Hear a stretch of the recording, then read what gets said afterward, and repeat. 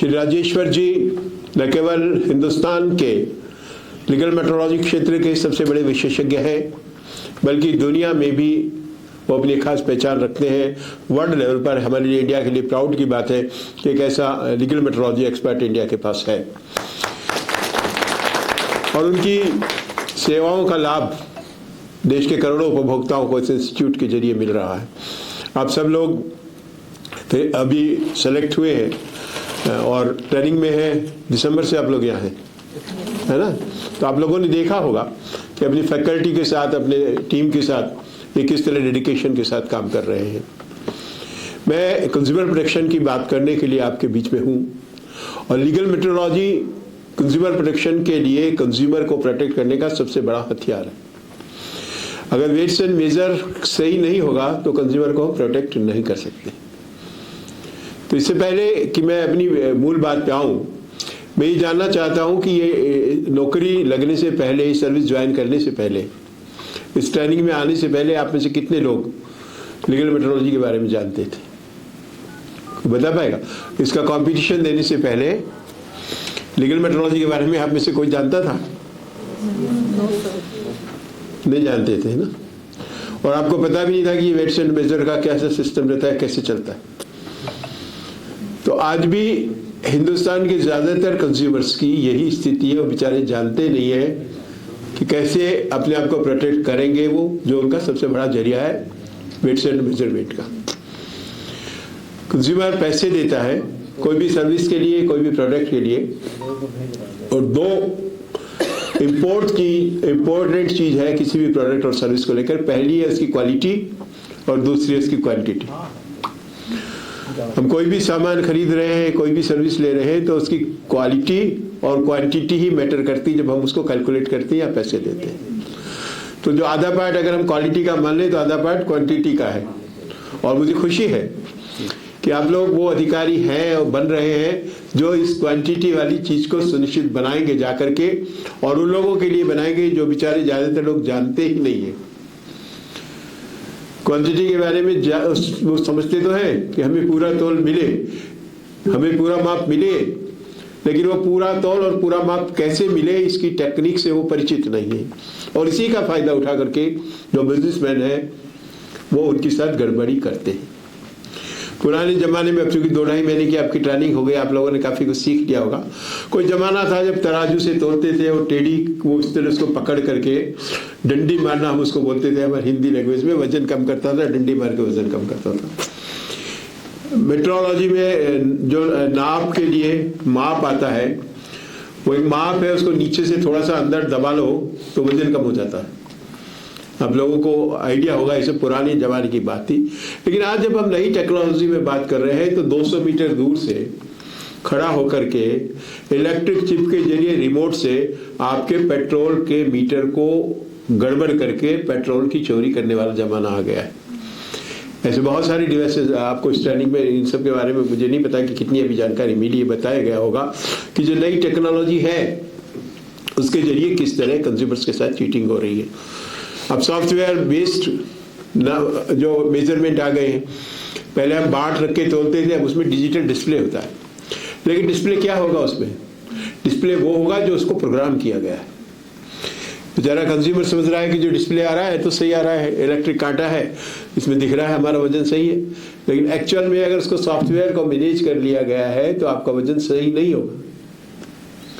तो ये बड़ा चैलेंज है कि जो टेक्नोलॉजी के साथ कंज्यूमर का एक्सप्लॉयटेशन का तरीका बदल रहा है, उसके बारे में भी अभी ज़्यादातर कंज्यूमर अवेयर नहीं है। इसके साथ जो नई टेक्नोलॉजी से जुड़ी मशीनरी आ रही है, जो नई डिवाइसेस आ रहे हैं, उनके बारे में बहुत काम अभी किए जाने की ज़रूरत है। और मुझे खुशी है कि डॉक्टर राजेश्वर सिंह जी की लीडरशिप में 22 ऐसे नए जो मीटर और इक्विपमेंट्स हैं जिनके जरिए नापतोल का काम किया जाता है, उनके संबंध में नई गाइडलाइन बनी है, ड्राफ्ट्स बने और काफ़ी उसमें से अप्रूव भी हो गए। जिसमें अब वो ड्राइवर है, शराब पी के चल रहा है, नहीं चल रहा है, बड़ा इश्यू था कि उसको कैसे मापेंगे कि कितनी शराब पी। जब तक ब्लड टेस्ट नहीं आता तो आपने एक माउथ एनालाइजर से लगा के उसको चेक कर रहे हैं। अगर उसकी खुद की क्वालिटी का स्टैंडर्ड अगर नहीं है तो कैसे तय हो पाएगा। तो मुझे खुशी है इस तरह से जुड़े हुए, चाहे हम गैस मीटर की बात करें, तमाम तरह के नए बहुत सारे डिवाइसेस को लेकर के भी काम हो रहा है। तो आज जब मैं आपके साथ यह बात कर रहा हूँ, मैं ये बात नहीं करना चाहता कि कंज्यूमर को हमें अवेयर करके कैसे करना है, क्योंकि वो तो जब हम कंज्यूमर्स के बीच जाते हैं तो करते हैं। आज मैं आपके साथ बात कर रहा हूँ कि जो सबसे बड़ा सेक्टर कंज्यूमर प्रोटेक्शन का है लीगल मेट्रोलॉजी, जो हमारे 9 ऑब्जेक्ट्स में से एक है। बाकी सबके बारे में मैं बहुत बात अभी आज नहीं करना चाहता, मैं क्योंकि करेक्ट मेजरमेंट में आप लोगों की जिम्मेदारी है। तो प्रॉब्लम क्या है कि जब कंज्यूमर अवेयर नहीं है और कंज्यूमर की आवाज इकट्ठा नहीं है, उनको अपनी चीजों के बारे में नॉलेज नहीं है, तो पॉलिसी डिसीजन के टाइम इसका नुकसान कंज्यूमर को उठाना पड़ता है।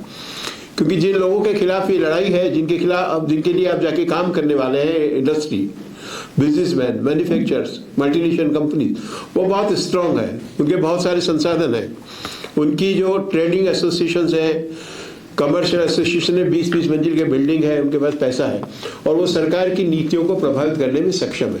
क्योंकि डेमोक्रेसी का एक कायदा है कि प्रेशर ग्रुप्स हमेशा इफेक्टिव होते हैं।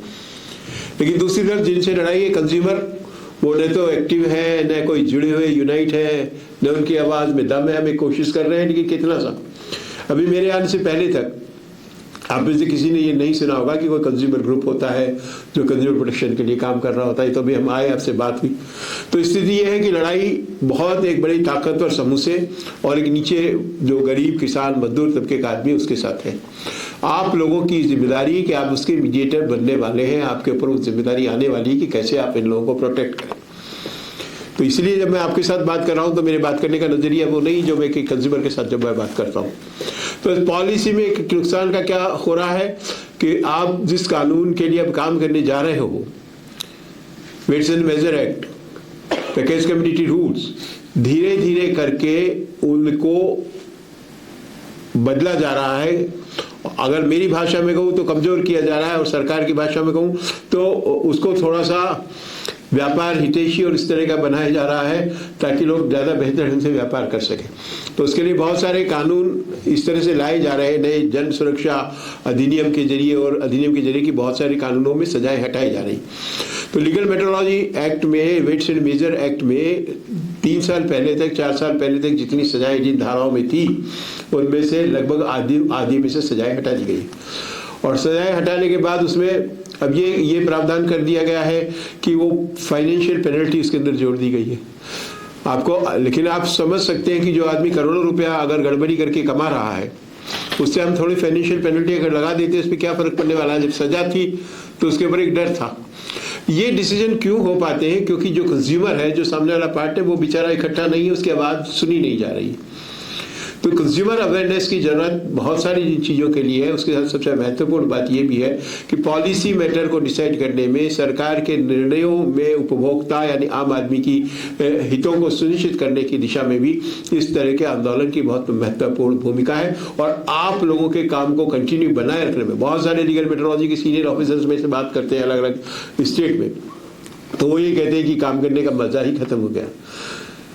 अब नया प्रोविजन आ रहा है कि आपको पहले एक नोटिस देना पड़ेगा शो कॉज का कि भाई आपको वार्निंग दे रहे हैं कि आप ये गड़बड़ कर रहे हो। जब तक वार्निंग नहीं मिली है तब तक तो वैसे इसको करने की छूट इनडायरेक्टली मिल गई। निश्चित रूप से सरकार की मंशा ऐसी नहीं रही है। सरकार विश्वास करना चाहती है कि जो बिजनेस कर रहा है उस पर वो भरोसा कायम करना चाहते हैं। लेकिन क्या इस देश में अभी वो स्थिति है कि हम भरोसा कर सकते हैं? तो उस कंडीशन में हमारी चुनौती और भी बड़ी हो गई। हिंदुस्तान कोई जमाने में स्वर्ण युग था कंज्यूमर प्रोटेक्शन का। गाँव में, आप में से कुछ लोग गाँव में से अगर हैं, कुछ रूरल एरिया से, तो आप देखेंगे वहाँ जब दूध नाप के देते थे पहले, अब तो थैली पैक दूध आता है, पैकेज कम्युनिटी में आता है, तो दूध नापने के बाद ऊपर से थोड़ा सा दूध डालते थे। अपने किसी ने, अगर अपने पुराना किसी ने याद हो तो गाँव में जब दूध लेते थे तो दूध डालने वाला ऊपर से थोड़ा सा दूध डालता था। शहरों में भी वो प्रैक्टिस थी। क्यों डालता था? क्योंकि माप के अंदर जो दूध लगा रह गया उस पर कंज्यूमर का राइट है। आपने एक माप पूरा भरा है, वो पूरा आपका नाप हो गया। जब आपने दूध डाला तो कुछ दूध उसमें लगा हुआ रह गया, अंदर लगा रह गया ना, तो उसके बदले आपको अलग से दूध मिलना चाहिए, आपका राइट है। 2000 साल पहले इस देश में ऐसे कानून थे और उस जमाने में इंडिया का कंज्यूमर सबसे प्रोटेक्ट कंज्यूमर्स में आता था। लेकिन धीरे धीरे जो हमारी गुलामी का दौर रहा जो हमारा तमाम जो हमारे मूल्य और आदर्श खत्म हुए, बढ़ती आबादी और घटते संसाधनों के बीच आज स्थिति क्या हो गई कि इंडिया का जो कंज्यूमर है वो सबसे ज़्यादा शोषित और पीड़ित उपभोक्ताओं में बदल गया है। और उसमें तमाम दूसरे मुद्दे हैं। अगर हम बात करें अनफेयर ट्रेड प्रैक्टिसेस की, मिसलीडिंग एडवर्टाइजमेंट्स की, आप देखिए क्या बुरी स्थिति है। ऑनलाइन प्लेटफॉर्म पे आप सब लोग अभी खरीदारी कर रहे हैं, सब लोगों का डिजिटलाइजेशन हो गया, तो जो ई प्लेटफॉर्म पर जो इन्फॉर्मेशन दी जानी चाहिए उनमें इतने डार्क पैटर्न्स को यूज किया जा रहा है। आप क्या देखना चाहते हैं वो दिखाया नहीं जाता, वो क्या दिखाना चाहते हैं आपको घुमा फिरा के दिखा देते हैं। और हर जगह जब जो दो ऑप्शन आएंगे आप देखिए वो उसको जिस बटन को उनको दबाना है वो प्रॉम्प्ट आपको एकदम ग्रीन और इस तरह दिखेगा, और जिसको वो चाहते हैं कि नहीं दबाना वो एकदम ग्रे कलर में ऐसा दिखेगा। कई बार तो ढूंढना पड़ता है कि वो बटन का है। इंश्योरेंस, हम टिकट करा रहे हैं हवाई जहाज का, एयर टिकट करा रहे हैं, उसमें वो फ्री सीट वाली ऐसी दिखाएंगे आखिर में जाके एक छोटी सी सीट, जैसे बाकी तो सारी वही नहीं, और कई बार तो वो भी नहीं दिखाई, जबकि प्रोविजन है कि आपको फ्री सीट देनी पड़ेगी। उसके बाद आप इंश्योरेंस पे आइए, आपने टिकट लिया, आपके सारे ऑप्शन खत्म हो गए। जिस एजेंसी से आपने टिकट लिया उससे जो ऑप्शन एक ही देता है वो क्या आपको ये इंश्योरेंस करना है, तो आपके बाकी ऑप्शन उससे खत्म कर दिए। तो ये सारा जो है ये अनफेयर ट्रेड प्रैक्टिसेस में आता है। तो अभी सर ने बात की कंज्यूमर प्रोटेक्शन एक्ट की, तो बेस कंज्यूमर प्रोटेक्शन एक्ट है, लेकिन कंज्यूमर प्रोटेक्शन एक्ट में ये प्रावधान किया गया है कि अगर किसी भी दूसरे एक्ट का वायलेशन हो रहा है, कंज्यूमर के इंटरेस्ट के खिलाफ दूसरे एक्ट का वायलेशन हो रहा है, तो वो ऑटोमेटिकली कंज्यूमर प्रोटेक्शन एक्ट में कवर हो जाता है। तो यहाँ बड़ी इंपॉर्टेंट बात यह है कि अगर लीगल मेट्रोलॉजी के किसी प्रोविजन का वायलेशन हो रहा है, कंज्यूमर के साथ किसी तरह का नुकसान हो रहा है, तो वो कंज्यूमर प्रोटेक्शन एक्ट में अपने आप ही इसके तहत कार्रवाई कर सकता है।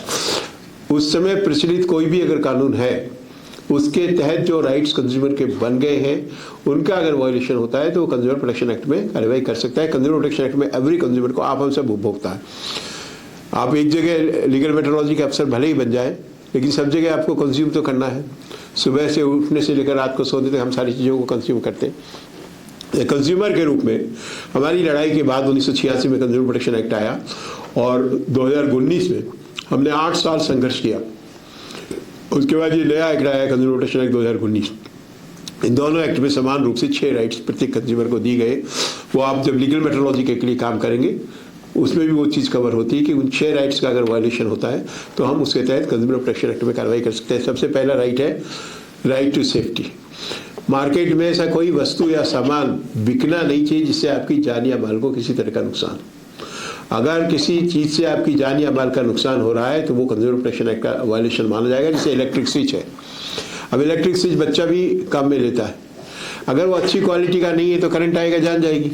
तो मार्केट में ऐसा चीज बिकना ही नहीं चाहिए जिसमें करंट आने की संभावना हो, ठीक है कि नहीं। अभी कुछ दिन पहले अहमदाबाद में एक हादसा हुआ, वो एक बच्चों के खेलने का एक वो एंटरटेनमेंट का सेंटर था, उसमें आग लग गई क्योंकि जो सेफ्टी के जो उन्होंने रखने थे वो पूरे प्रोविजन नहीं थे।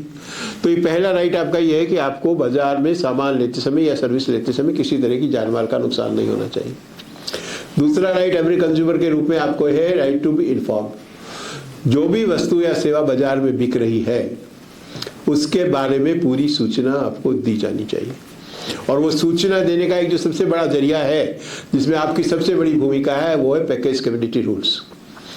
कोई भी वस्तु अगर कंज्यूमर खरीद रहा है तो उसके बारे में उसको सूचना कैसे मिलेगी, उसके लिए पैकेज कम्युनिटी रूल्स बनाए कि उसमें यही चीज़ें छापना जरूरी होगी। पीसीआर पे तो आपने क्लासें हो ही गई होगी आपकी मेरे हिसाब से। तो उसमें बताया गया है कि मैन्युफैक्चरर का नाम होगा, वेट की उसमें डिटेल होगी, उसमें जो आपका कस्टमर केयर नंबर एक कर दिया है, वो 2-3 कानूनों को मिला के किया है। FSSAI जो फूड सेफ्टी स्टैंडर्ड एक्ट है उसके प्रावधान के अनुसार कुछ इंग्रेडिएंट्स वगैरह डालना जरूरी है, अलग अलग मिला के। तो पैकेज कम्युनिटीज के ऊपर जो इन्फॉर्मेशन है वो एक कंज्यूमर का राइट है। आप लोग सभी लोग टमाटर सॉस काम में लेते होंगे ना, बच्चों के लिए तो काम में लेते हैं, खुद नहीं खाते। आइसक्रीम भी सब खाते हैं। 85% मार्केट में जो टमाटर सॉस बिकता है उसमें टमाटर नहीं होता, पता है आप लोगों को? पता है किसी को? हम लोग टमाटर सॉस समझ के जो टमाटर खा रहे हैं उसमें टमाटर होता ही नहीं, उसमें सिर्फ टमाटर की फोटो होती है। फोटो बढ़िया बढ़िया टमाटर, लाल टमाटर उस पर लगे हुए, लेकिन टमाटर सॉस क्यों नहीं होता उसमें? क्योंकि वो उसमें कोने पे पीसीआर रूल्स के मुताबिक और FSSAI के रूल के मुताबिक उनको लिखना होता है कि क्या प्रोडक्ट है, तो उसमें साइड में लिखा होता है वेजिटेबल सॉस, ठीक है ना। अब हम में से कितना लोग ये पढ़ के खरीदते हैं कि ये वेजिटेबल सॉस या टमाटर सॉस?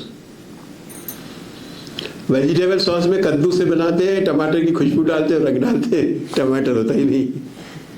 लेकिन हम लोग उसको टमाटर सॉस समझ के खा रहे हैं, क्योंकि इंफॉर्मेशन का कानून तो हमने बना दिया, लेकिन कंज्यूमर पढ़ना ही नहीं चाहता। ये आइसक्रीम में है। अब आइसक्रीम के बारे में हमने इतने दिन चिल्ला के गए तो लोग जान गए कि भाई आइसक्रीम में जो मार्केट में बिक रही है 65 से 70% आइसक्रीम, उसमें दूध नहीं है, क्रीम नहीं है।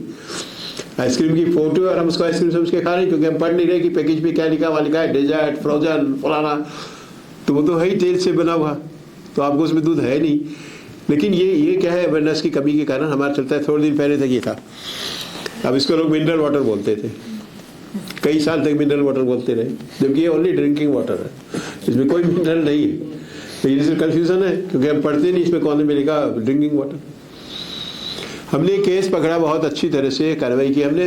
जब हिंदुओं को जलाया जाता है, जब उनकी डेथ के बाद, तो घी जनरली हम फैमिली में काम में लेते हैं, देशी घी डालते हैं। देशी घी का फोटो बन रहा है, भगवान कृष्ण मक्खन खाते बन रहे हैं। हमने 17 जो शमशान गृह में जाके स्टडी की, तो पता लगा कि वो पॉम ऑयल देशी घी के नाम से बेच रहे हैं, देशी घी के रेट पे बेच रहे हैं। उस समय बिल्कुल सेंस आदमी का नहीं होता, डिब्बा खरीदते समय वो ध्यान नहीं देता, रेट के हिसाब से देख रहा है, देशी घी दे रहे हैं, कोने में लिखा है पॉम ऑयल, और लोग पॉम ऑयल तेल डाल रहे। वो उस समय तो मूड भी ऐसा होता है कि कोई चेक भी नहीं करता। तो ये राइट टू जो इन्फॉर्मेशन है, ये इसके तहत ये कवर होता है कि हर एक को भी पता होना चाहिए क्या सर्विस हम ले रहे हैं, क्या उसकी रिस्क है, क्या उसके अंदर चीज है। तीसरा हमारा राइट है राइट टू चूज, यानी किसी भी प्रोडक्ट या सर्विस को खरीदने के लिए आपको बाध्य नहीं किया जा सकता। ये आपका अधिकार है कि आप क्या मार्केट से खरीदना चाहते हैं, कौन सी चीज लेना चाहते हैं, कौन सी सेवा लेना चाहते हैं। अगर कोई आपको कंपलसरी करने की कोशिश करता है, अभी भी कई जगह हमारे पास शिकायत आती है कि स्कूल वाला कह रहा है कॉपी किताब यहीं से खरीदनी पड़ेगी, ये वायलेशन है कंज्यूमर प्रोटेक्शन एक्ट का। कोई जबरदस्ती नहीं कर सकता, आपकी इच्छा है कि आप कहाँ से प्रोडक्ट कर देंगे, कंज्यूमर को राइट दिया गया है। अगला है राइट टू बी हेard, सुनवाई का अधिकार।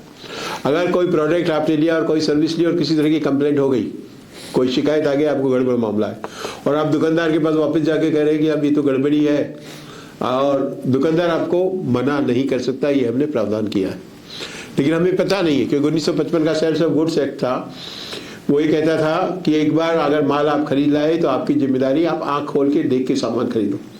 पर कंज्यूमर प्रोटेक्शन एक्ट में हमने इस प्रोविजन को बदल दिया, ये बेचने वाले की जिम्मेदारी है कि वो आंख खोल के बेचे। अगर उपभोक्ता आंख बंद करके भी सामान ले आया और उसने कोई गड़बड़ सामान दे दिया तो उसको बदलना पड़ेगा, उसके खिलाफ कार्रवाई होगी। यह है आपका सुनवाई का। और पांचवा महत्वपूर्ण अधिकार है जो इन सबको स्ट्रॉन्ग बनाता है, जो बाद में लीगल मेट्रोलॉजी में काम करते समय भी अगर किसी के साथ गड़बड़ी होती है तो जो फर्क है कंज्यूमर प्रोटेक्शन एक्ट में, वो है राइट टू कंपनसेशन, क्षतिपूर्ति का अधिकार। किसी भी प्रोडक्ट या सर्विस से कोई लॉस हो गया तो जितना लॉस हो गया वो पूरा पैसा आप मैन्युफैक्चरर से या दुकान से बेचने वाले से वसूल कर सकते हैं। अगर आपके पास कोई शिकायत आएगी कि इसने मेरे को कम नाप दिया या कम तोल दिया, आप क्या करेंगे? आप उसका केस बुक करेंगे, जांच करेंगे, उसको सजा भी हो जाएगी। लेकिन कंज्यूमर को क्या मिला? तो कंज्यूमर को जो नुकसान हो गया है वो मिलना चाहिए, चाहे वो लीगल मैटर हो, वो नापतोल की कमी से हुआ हो, क्वालिटी की कमी से हुआ हो, सेवाओं में कमी की वजह से हुआ। ये कंज्यूमर का राइट हमने बनाया और उसके लिए पूरे हिंदुस्तान में कंज्यूमर कमीशन बनाए गए। हर डिस्ट्रिक्ट में कंज्यूमर कमीशन काम करता है।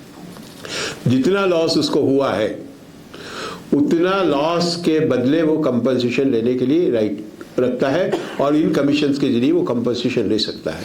हिंदुस्तान में अब तक 60 लाख से ज़्यादा ऐसे केसेस हुए हैं और लोगों को बहुत बड़ी तादाद में कमीशन उनका कंपनसेशन मिला है, लेकिन लोग उसको जानते नहीं। अब जैसे उदाहरण के लिए मिठाई खरीदी हमने, मिठाई खरीदने से बीमार हो गया या परिवार के मेंबर बीमार हो गए मिठाई खराब आने से, तो केवल मिठाई का पैसा नहीं, वो इसकी पूरी बीमारी का पैसा उस मिठाई की दुकान वाले से इलाज का वसूल कर सकते हैं, क्योंकि वो लॉस उसकी वजह से हुआ। बड़ा मजेदार वाकया है जो मेडिकल डिवाइसेस आपके पास आना शुरू हुए हैं। अभी मेडिकल डिवाइसेस को लेने की हमारी लंबी लड़ाई चल रही है, उसमें मिनिस्ट्री लेवल की लड़ाई चल रही है। थोड़े दिन पहले कोरोना हुआ और कोरोना के टाइम एक चीज बड़ी कॉमन सब्जेक्ट नजर आई, ऑक्सीमीटर। ऑक्सीमीटर की हालत क्या थी? 5 कंपनी के ऑक्सीमीटर खरीदे, 5 अंगुलियों में लगा लिए, अलग अलग रीडिंग दिखा रहे थे। अभी थर्मामीटर आपके दायरे में आता है, ब्लड प्रेशर इंस्ट्रूमेंट आपके दायरे में आता है। अगर ब्लड प्रेशर इंस्ट्रूमेंट गलत रीडिंग दिखा रहा है तो ठीक ही है, आपका लीगल मेट्रोलॉजी का टॉपिक आपकी जगह है, लेकिन अगर कंज्यूमर ने उसकी वजह से गलत दवा खा ली और उसका नुकसान हो गया तो कौन जिम्मेदार है? तो वो कंपनसेशन का पूरा दावा उस कंपनी के विरुद्ध कर सकता है जिसने वो इंस्ट्रूमेंट बनाया है कि आपकी गलती की वजह से मेरा ये नुकसान हुआ। तो राइट टू कंपनसेशन के अंदर कवर होता है। लीगल मेट्रोलॉजी की बहुत सारी टॉपिक्स है, मैं अभी इस पर बहुत चर्चा नहीं करूँगा, आप तो शुरुआत के दौर में हो जो सीख रहे हो, लेकिन आगे ये सारी बातें आपकी ट्रेनिंग में भी आएगी और आप जब फील्ड में काम करोगे तो आएगी। तो जो भी हमारा नुकसान हो जाता है उसको कंपनसेशन का हमारे को राइट है। किसान ने खाद खरीदा, बीज खरीदा, खाद बीज खराब आ गया, फसल चौपट हो गई, तो पूरी फसल का पैसा वो उस खाद वाले या बीज वाले से वसूल कर सकता है इस कंज्यूमर प्रोटेक्शन एक्ट के जरिए। और छठा इंपॉर्टेंट राइट है राइट टू कंज्यूमर अवेयरनेस या कंज्यूमर एजुकेशन। ये जितनी बातें मैं कह रहा हूँ ये जानना भी आपका अधिकार है। हमने इस बात को कानून के जरिए सुनिश्चित किया और इसके लिए जागो ग्राहक जागो जिससे अभियान टेलीविजन पे आप देख रहे हैं, मिनिस्ट्री से बहुत सारे कार्यक्रम चल रहे हैं, हम भी जो VCO की तरफ से काम कर रहे हैं, सब जगह जा रहे हैं, ये आपकी राइट का हिस्सा है। तो आज जब मैं आपसे बात कर रहा हूँ दो एंगल से आपसे मैं बात कर रहा हूँ। नंबर एक, आप खुद कंज्यूमर हैं तो आपको ये सब बात पता होनी चाहिए, क्योंकि एक बात मैं गारंटी से कह सकता हूं कि आप, मैं, ये सब जितने भी लोग बैठे हैं इनमें एक भी ऐसा नहीं है जिसको बाजार में ठगा नहीं गया। हम कितने होशियार हैं उसके बावजूद वो डार्क पैटर्न के जरिए कहीं ना कहीं चूना लगा देते हैं। अब बीमा आपको कराना है या नहीं कराना, उसमें नीचे क्या लाइन लिख रहे हैं, मैं अपनी रिस्क खुद लेने को तैयार हूँ। मतलब डरा दो आपको, पहले रिस्क की कोई बात ही नहीं है। आपने बीमा नहीं लेने का ऑप्शन की जगह वो दे रहे हैं, एक तरफ तो कह रहा है बीमा चाहिए आपको, दूसरी तरफ लिख रहा है मैं अपनी रिस्क खुद लेने को तैयार हूँ। तो प्रेजेंटेशन ऐसा है कि डरा रहे या शेमिंग करेंगे। अगर आप कोई सर्विस नहीं ले रहे, ऐसी स्थिति बना देंगे आपको शर्म आए कि मैं ये नहीं ले पा रहा। ये सारे डार्क पैटर्न के तहत आते हैं। फिर तीसरी चीज आ गई अब ये AI का जो मिसयूज है या नेगेटिव यूज है वो कितना खतरनाक है वो आप सोच सकते हैं। AI तो हम सबकी कल्पना से ऊपर की चीज है ना। अभी आपका मैं जो भाषण दे रहा हूँ ये इनका फोन बंद पड़ा है, मेरा फोन बंद पड़ा है, लेकिन ये फोन हमें सुन रहा है क्योंकि ये बंद होता ही नहीं है। ये तो 24 घंटे आपकी बात सुन रहा है, उन्हें केवल सुन रहा है बल्कि उसको ट्रांसमिट कर रहा है, दूसरी जगह भेज रहा है, और वहां जब भेज रहा है वहां से उस डाटा का कलेक्शन करके वो वापस से आपको मार्केटिंग के लिए इसको यूज कर रहा है। आप थोड़ी देर बाद देखिए कि वही विज्ञापन इस पे दिखने लगेंगे जिसकी अभी हम बात कर रहे हैं। तो इन्होंने अब क्या पैटर्न किया है कि आपके सोचने, समझने और निर्णय करने की प्रक्रिया को ही प्रभावित कर दिया। मैं खरीदना क्या चाहता हूं, मुझे जरूरत किस बात की है, वो मुझे खरीदना क्या चाहिए, होगा थोड़ा उल्टा, थोड़ी देर में वो खरीद लाऊंगा जिसका विज्ञापन बार बार दिखा रहे, क्योंकि उनको हमारी हर आदत पता है। उन्होंने सुबह से हम जितने काम करते हैं, हम जितनी साइट पे जाते हैं, उनको सब रिकॉर्ड है, हम किससे क्या बात करते हैं उनको सब पता है। उनको हमारे माइंड सेट का उससे ज्यादा पता है जितना हमारे घर वालों को नहीं पता है।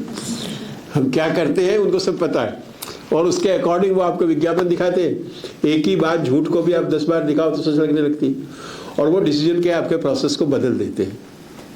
लेकिन आम कंज्यूमर, यहाँ तक कि हम लोग भी जो इस फील्ड में कितने इस बात के लिए अभी सचेत हैं। ये टेलीविजन लगे हुए हैं, आपके घर में भी टेलीविजन लगा होगा, ये तो खैर टेलीविजन नहीं होगा, शायद स्क्रीन होगा, पर टेलीविजन जितने नए आ गए, स्मार्ट टीवी आ गए। अब घरों में स्मार्ट टीवी लगे हुए हैं, ज्यादातर के घर में स्मार्ट टीवी होगी। जिन्होंने अब खरीदे होंगे तो स्मार्ट टीवी होंगे। वो स्मार्ट टीवी को आप ही नहीं देखते, वो भी आपको देखते हैं। कितने लोगों को पता है स्मार्ट टीवी को आप ही नहीं देख रहे, टीवी भी आपको देख रहा है। और जिस तरह मोबाइल 24 घंटे आपकी बात सुनता है, वो टीवी भी आपकी बात सुन रहा है, और न केवल सुन रहा है बल्कि ट्रांसमिट कर रहा है, दूसरी जगह भेज भी रहा है, ताकि आप वो उसको मार्केटिंग के लिए यूज कर सके। अब इतने जो गंभीर खतरे हैं, हमारे पास सूरत की एक कंप्लेंट आई। एक फैमिली, एक मतलब पति पत्नी थे, वो बेडरूम में टीवी उनका लगा हुआ था, स्मार्ट टीवी, और वो कुछ फोटोज वीडियो देखते रहते थे, कभी कुछ ऐप से उस पर जाके। एक दिन उनका खुद का वीडियो चल गया उस पर, वो एकदम परेशान हो गए। वाजिब बात है, इस तरह का वीडियो उनका खुद का आ गया। तो केस हुआ सूरत में, पुलिस में केस दर्ज हुआ, आगे सारे इंसिडेंट। तो पता लगा कि टेलीविजन उनकी फोटो खींच के भेज रहा है। जब वो देख रहे हैं तो वो स्मार्ट टीवी से जा रहा है, क्योंकि उन्होंने जो ऐप डाउनलोड कर रखे उनमें परमिशन है कि वो आपकी फोटो और वीडियो काम में ले सकते हैं। हम कुछ कार्रवाई भी नहीं कर पाए क्योंकि उनको परमिशन है। आपने कितने ऐप डाउनलोड किए, आप उन्होंने कभी पढ़ा उसकी टर्म्स कंडीशन? आप सिर्फ टिक करते हैं ओके ओके ओके। तो उन्होंने वो जो ऐप डाउनलोड कर रखा था, जिससे सॉफ्टवेयर से वो पिक्चर्स देखते थे, उसमें एक कंडीशन ये थी कि वो आपके फोटो भी खींच सकते हैं। और कानूनी तौर पर हम कुछ कर नहीं पाए, उनका बहुत ज़्यादा प्रोटेक्ट नहीं कर पाए, लेकिन इससे पहली बार हमें पता लगा कि ये कितनी खतरनाक चीज़ हमने हमारे बेडरूम में लगा रखी। अगर हमारी नॉलेज नहीं है तो कितनी ये चीज़ें नुकसान की हो सकती। तो इन सब की दृष्टि से कंज्यूमर का अवेयर होना, अपने अधिकारों के लिए लड़ना बहुत ज़रूरी है। कंज्यूमर अवेयरनेस भारत यात्रा केवल एक यात्रा नहीं है, एक अभियान है, एक आंदोलन है। आम आदमी को खासतौर से जिससे ज़्यादा इसकी ज़रूरत है इसे संरक्षित करने की, क्योंकि हमें लगता है कि कंज्यूमर प्रोटेक्शन एक्ट लागू होने के 40 साल बाद भी इस कानून का लाभ अभी तक उन लोगों तक नहीं पहुंच पाया जिन्हें इसकी सबसे ज़्यादा ज़रूरत थी। किसान, दलित, मजदूर, पिछड़े, गरीब, वो लोग, हमारे जो पढ़े लिखे लोग हैं, अभिजात वर्ग के लोग हैं, बड़े शहरों में रहने वाले लोग, वो तो इसका फ़ायदा ले रहे हैं, लेकिन अभी भी जिन लोगों तक इस कानून का फ़ायदा देने की ज़रूरत थी उन तक हम नहीं पहुंचा पाए। और इसमें आपकी भूमिका बहुत महत्वपूर्ण है, रहने वाली है। आप जिस फील्ड में जाके काम करेंगे, लोगों को अवगत कराइए, अपने साथ वालों कराइए, परिवार को अवगत कराइए, समाज को अवगत कराइए। आज इस जगह तक जो पहुँचता है व्यक्ति, वो ये मान के चलो कि अपनी सोसाइटी का अपने एक सेंटर के रूप में, एक लीडर के रूप में आ गया है। बहुत कम लोगों को ये मौके मिलते हैं, तो वहाँ रहते हुए आपका पास ये मौका है। कंज्यूमर अफेयर्स मिनिस्ट्री के साथ भी आपका जुड़ाव है, लीगल मेट्रोलॉजी भारत सरकार में कंज्यूमर अफेयर्स के पास आता है। इस अभियान से जुड़िए, इस आंदोलन को सफल बनाइए और शोषण मुक्त बाजार व्यवस्था बनाने की हमारी इस लड़ाई का हिस्सा बनिए, जिसमें लीगल मेट्रोलॉजी एक चीज़ है, लेकिन तमाम दूसरी जगह भी। और मैं व्यापारियों को भी समझाता हूँ, जब भी आप व्यापारियों से भी बात करें, आप समझा सकते हैं कि वो एक जगह सामान बेच रहे हैं, वो एक जगह गड़बड़ कर रहे हैं, लेकिन अगर इस सिस्टम को रोका नहीं तो 99 जगह वो गड़बड़ को झेल रहे हैं। खाने पीने की चीज़ में मिलावट करके वो कुछ पैसा कमा सकते हैं, लेकिन जब उनके घर के लोग बीमार होंगे और दवाई नकली मिलेगी तो वो पैसा काम नहीं आने वाला है। तो ये पूरा एक सिस्टम का पार्ट है, ये हमें समझना पड़ेगा और इसके बारे में अवेयरनेस करने के लिए भारत यात्रा है। हमारे लिए बहुत ही सौभाग्य की बात है कि राजेश्वर सिंह जैसे अधिकारी हैं जिन्होंने हमें यह मौका दिया, और आप जैसे लोग इतनी सीरियसली, आज छुट्टी थी, संडे था, ऑफिस में वो आए, आप लोगों को बुलाया, मैं बहुत बहुत आभारी हूँ, आपने मुझे सुना। और मैं ये भी चाहूँगा कि इससे रिलेटेड अगर आप कोई भी क्वेश्चन चाहते हैं, पूछना चाहते हैं तो पूछें, हमने पूरी डिटेल आपको दी है। भारत सरकार का हेल्पलाइन नंबर है, ये यूट्यूब पर हमारा चैनल है, आप इसको स्कैन करके सब्सक्राइब करें तो अलग अलग टॉपिक पे मैं भी बोलूँगा। अभी तो कई दिन तक नहीं बोल सकता क्योंकि हर चीज़ कंज्यूमर प्रोटेक्शन में कवर होती है। छोटा सा उदाहरण है, अभी एक क्विक कॉमर्स का ज़माना चल रहा है, आप लोग ऑनलाइन खाना मंगाते हैं 10 मिनट में। आप लोग घर में कभी जाइए अपनी मम्मी से, आप तो खुद भी अब बड़े लोग हैं, खुद भी खाना वाना बनाते ही होंगे, उनसे कहिए कि मुझे खाना ला दो, कितनी देर में ला देंगे? आप घर में रसोई में ऑर्डर करो, मम्मी को बोलो मुझे खाना ला दो, कितनी देर में ला देगी? अगर वो कितनी देर में ला के दे सकती? आधा घंटा तो कम से कम है ना, और वो 10 मिनट में वहां से खाना ला के दे रहे हैं आपको, ये पॉसिबल है? आपकी रसोई से आधे घंटे पहले खाना नहीं आ सकता है, तो 10 मिनट में खाना कैसे आ सकता है? तो और आ रहा है तो क्या आ रहा है? वो खाना नहीं आ रहा, जहर आ रहा है, क्योंकि वो पहले से प्रिपेयर है। 10 मिनट उसको लाने में लग जाएंगे, उनको खाली उसको आदमी खड़ा वो पैक करके भेजेगा। अब जो प्रिपेयर खाना पहले से प्रिपेयर है तो उसको बचाने के लिए उसमें प्रिजर्वेटिव्स डालने पड़ते हैं, नहीं तो वो खराब हो जाएगा। वो प्रिजर्वेटिव सीधे सीधे जहर है। तो सारे डॉक्टर्स ने चेतावनी दी कि भाई क्विक कॉमर्स वाला खाना सही नहीं है, लेकिन हम लोग क्या कर रहे हैं, बिना सोचे नहीं अभी आ जाएगा, ऑर्डर कर रहे हैं 10 मिनट में खाना। तो खुद तो हमें सोचे, कंज्यूमर को खुद को सोचना होगा क्या पॉसिबल है क्या नहीं है। सस्ते के चक्कर में हम खराब सामान खरीद लाते। जब देशी घी भाव 500 रुपए से नीचे घर में बना लो नहीं पड़ रहा है, तो 370 रुपए किलो में तिरुपति में देशी घी का टेंडर दे दिया उन्होंने। जब घी 500 रुपए से किलो नहीं बन सकता, आप घर में बना लो, दूध में से कितना फैट निकलता है उसी का तो घी बनेगा। 500 रुपए किलो से नीचे घी बन ही नहीं सकता, आपने 370 रुपए किलो का घी का टेंडर दे दिया और हिंदुस्तान के सारे जो हमारे धर्म वाले आदमी थे सबको खराब कर दिया। तो ये कंज्यूमर को भी सोचने की जरूरत है, उसे भी बताना पड़ेगा, राइट्स के साथ अपने कर्तव्यों को समझना पड़ेगा। और मैं उम्मीद करता हूँ कि अपने अपने क्षेत्र में जाकर आप इस आंदोलन का हिस्सा बनेंगे तो मुझे लगेगा कि बहुत दूर से चलकर मैं जो आपके बीच आया हूँ उससे फायदा मुझे मिलेगा। धन्यवाद, जय हिंद। इसको थोड़ा सा सोचिए कि क्या इन्होंने बताया, ये अपने अनुभव के साथ साथ एक जो कानूनी तौर पे जो आपके अधिकार हैं उनको उसका भी इन्होंने वर्णन किया, और अभी जो प्रैक्टिकली हम लोग जिसके शिकार हैं, जो अभ्यस्त हैं, उसके बारे में भी सोचे थोड़ा। तो ये सारे जो हम लोगों को इन्फॉर्मेशंस दिया गया, ये नियम के साथ साथ ये डे टू डे जो हम लोग यूज करते हैं और एक उपभोक्ता के परिभाषा में भी आते हैं। डॉक्टर साहब ने ये भी बताया कि कोई भी ऐसा व्यक्ति नहीं है जो यहाँ बैठा हुआ है और नहीं कभी ठगा गया हो, क्योंकि ये ठगने वाली प्रक्रिया जो है ना, ये सतत जो है निरंतर चल रहा है। ये अभी रुका कहाँ है? हम लोग प्रयास तो कर रहे हैं रोकने का, लेकिन रुका नहीं है। ये लोग, हम लोग एक रास्ता बंद करते हैं तो दूसरा खोजते हैं, दूसरा के बाद तीसरा भी खोजते हैं, वो रास्ता बना लेते हैं। क्योंकि अभी टेक्नोलॉजी भी इतना डेवलप कर गया है कि एक का जब तक गवर्नमेंट सोचता है तब तक दूसरा और तीसरा जो है आ जाता है। तो अभी AI का जो भी ज़माना आ रहा है, इसमें भी थोड़ा सा परेशानी अभी आने वाला है। अभी आर्टिफिशियल इंटेलिजेंसी का जो एडवांटेज है, उसका अभी कुछ डिसएडवांटेज में भी परिवर्तित हो रहा है। कुछ IIT से हमारे लोग जो प्रोफेसर्स हैं, डॉक्टर राजपूत साहब से कभी कभी बात होती है, तो जहाँ भी उन्होंने भी अभी अच्छा एक रिसर्च वगैरह कुछ किया है, जो अभी हमारे मंत्रालय में भी कुछ प्रेजेंट करते रहते हैं। जब मैं था वहाँ तो उनके साथ MU भी हुआ है हम लोग को मिनिस्ट्री का, और डिजिटल मेट्रोलॉजी में तो अभी काम भी चल रहा है।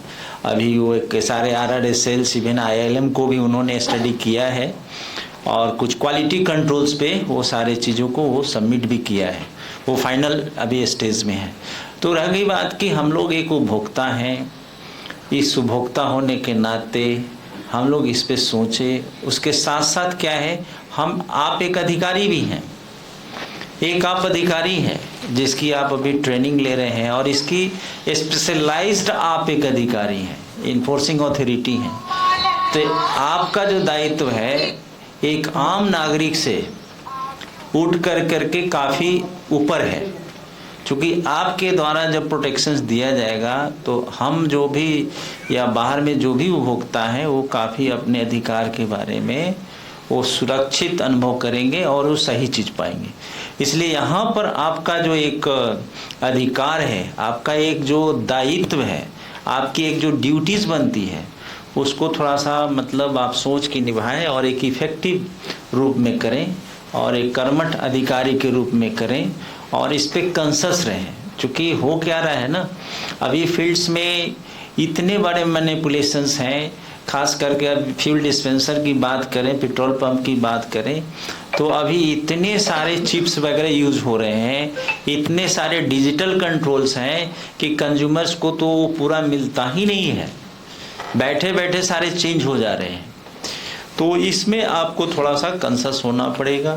दूसरा क्या है कि जितने भी ज्वेलरी शॉप्स में हम लोग जो non automatic weighing instrument use करते हैं, जो भी वहाँ एक्यूरेसी क्लास 2 की मशीनें हैं, इसलिए आपको ट्रेंड किया जाता है यहाँ से कि कम से कम ज्वेलरी शॉप्स का हो, ग्रोसरी शॉप्स का हो, या जो भी वेइंग ब्रिजेज, जो वे ब्रिजेज हैं टोल टैक्स पे हैं या कहीं और माइंस वगैरह में लगे हैं, उसकी जो आप जांच पड़ताल करते हैं, आप जब उसको सत्यापन करते हैं तो सत्यापन करने के समय इस चीज़ को ज़रूर ख्याल रखें कि आप एक कितना बड़ा जो है काम करने जा रहे हैं, इससे कितने लोग प्रभावित हैं।